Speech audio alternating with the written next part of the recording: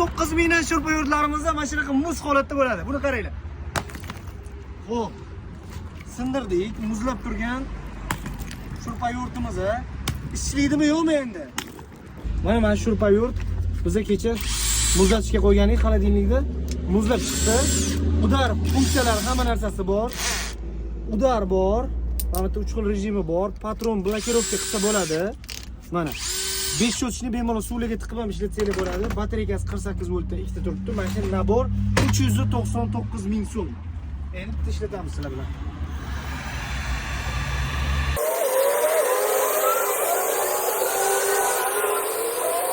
$399 minglik nabor.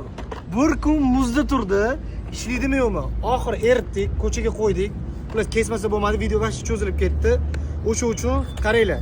Kech qati ochilgani yo'q. Gapimga javob berma. Любой ustaga borib tekshirtirishinglar mumkin. Ishonmayotgan insonlar bo'lsa mana erigani ishlayapti akalar.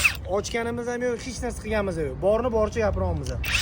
Udar funksiyasi bor, 5 shotchli apparatimiz ham muzda ham. Bu mashinani tagiga ham tashlaganmiz, musor mashinani tagiga ham tashlaganmiz.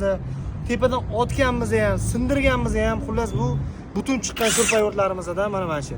Mana shu naborimizni 399 ming so'm narxini belgiladik. Narx ma'qulmi yo'qmi? Fikringizni kommentariyada qoldirasizlar. Video yoqqan bo'lsa like esdan chiqmasin. Sog' bo'linglar, salomat bo'linglar. Nabor menga yoqdi. Muz lekin boshqacha bo'ldi. Mana erib ham ketdi o'zi muzlar. Akalar.